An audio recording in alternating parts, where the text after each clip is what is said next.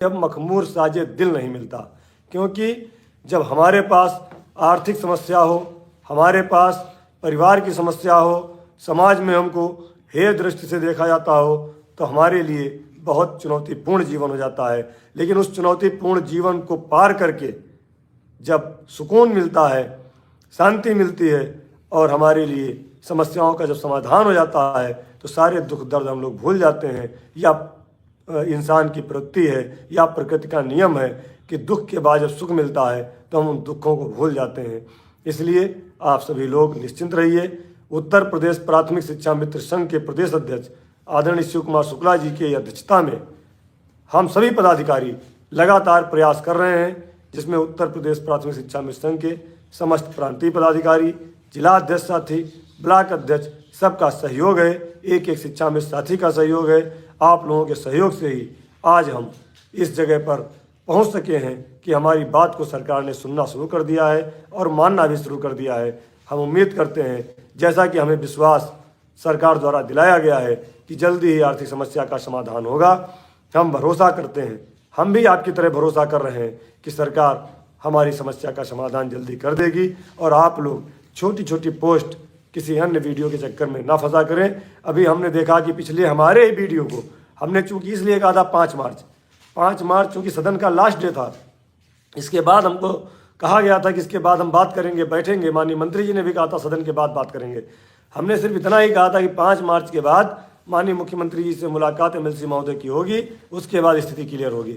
लोगों ने कह दिया, सुशील यादव ने दी बड़ी जानकारी, ब्रेकिंग न्यूज, बड़ी जानकारी, 5 मार्च के बाद शिक्षा मित्रों के हालात सुधरने की संभावना मिल सकती है। खुशखबरी बताइए। इस तरह के ब्रेकिंग न्यूज चलाते हैं।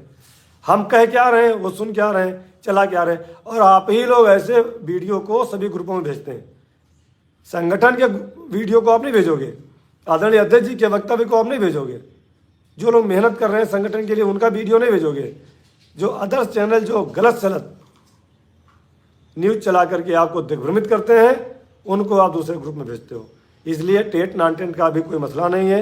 मसला सिर्फ इतना है कि आपकी योग्यता लिखा पढ़ी में प्रत्येक जनपद की, प्रत्येक ब्लॉक की, पूरे प्रदेश की एक जगह हो जाएगी।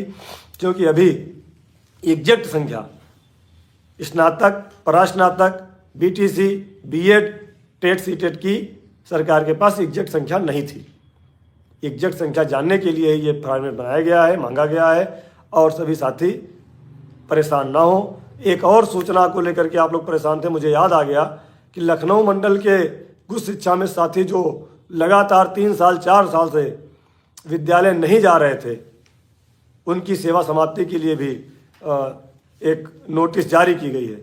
तो साथियों, उसमें जो लोग बीच बीच में छुट्टी लेकर के स्कूल में ज्वाइन किए हैं, उनके लिए कोई तकलीफ की बात नहीं है। अधिकारियों से बात हुई है, उनको कोई दिक्कत नहीं हुई, ना होगी। दिक्कत उनके लिए है जो 3 साल 2 साल 4 साल से लगातार विद्यालय से अनुपस्थित हैं, 2015 से अनुपस्थित हैं। ये उनके लिए व्यवस्था है। यहाँ तो 2 साल अगर टीचर भी अनुपस्थित रहता है तो बर्खास्त कर दिया जाता है। हम लोगों की तो संविदा की नौकरी है। अगर उन्होंने बीच में ज्वाइन किया है, उनका हमारे शासनादेश में साफ साफ शिक्षा मित्रों के लिए स्पष्ट निर्देश है, जो छुट्टी का शासनादेश है उसमें भी है कि लगातार अनुपस्थित नहीं हम लोग रह सकते हैं। कंटिन्यूटी बनी रहनी चाहिए। अगर 1 महीने का अवकाश आपने लिया है किसी बीमारी में, किसी परेशानी में, किसी दुख में, तो 1 महीने बाद आप ज्वाइन कर लीजिए। उसके बाद आपका मानदेय आ जाएगा, कंटिन्यूटी सही हो जाएगी। फिर अगर कोई समस्या पड़ती है तो फिर छुट्टी ले लीजिए। लेकिन जब लगातार आप सालों गायब रहेंगे, सालों छुट्टी लेंगे, तो उसका एक आपको उचित कारण विभाग को बताना पड़ेगा। अभी आपके पास अवसर है। अगर आप बीमार हैं तो डॉक्टर का मेडिकल लगा दीजिए। अन्य किसी समस्या से ग्रसित रहे हैं तो उसको बता दीजिए। ऐसी कोई व्यवस्था सरकार में परेशान करने वाली नहीं है जिसके लिए आप लोग परेशान हैं।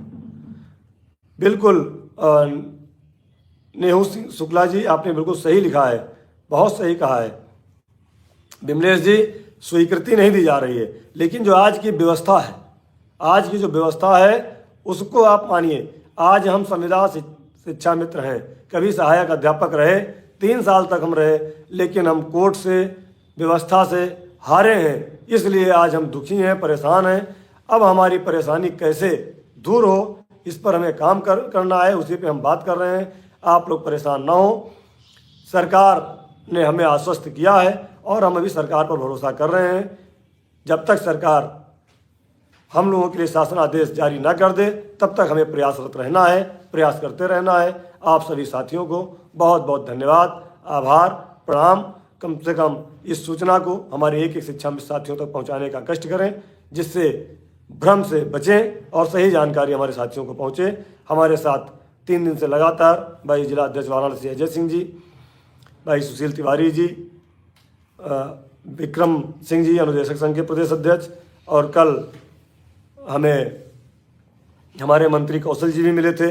जितने भी पदाधिकारी प्रयास कर रहे हैं, रामसेवक पाल जी भी आए थे, सुधाकर तिवारी जी भी आए थे, दिनेश वर्मा जी आए थे, जितने भी चाहे कल हमारे साथ प्रयास किए हों, चाहे आज किए हों, चाहे लगातार जो कर रहे हैं, सबके लिए सबको हम धन्यवाद देते हैं, आभार प्रकट करते हैं। और अपने प्रांतीय अध्यक्ष आदरणीय शिव कुमार शुक्ला जी की अध्यक्षता में हम लोग जिस तरह से सरकार से संवाद स्थापित कर काम कर रहे हैं, जब तक हमारी समस्याओं का निराकरण नहीं हो जाता हम करते रहेंगे।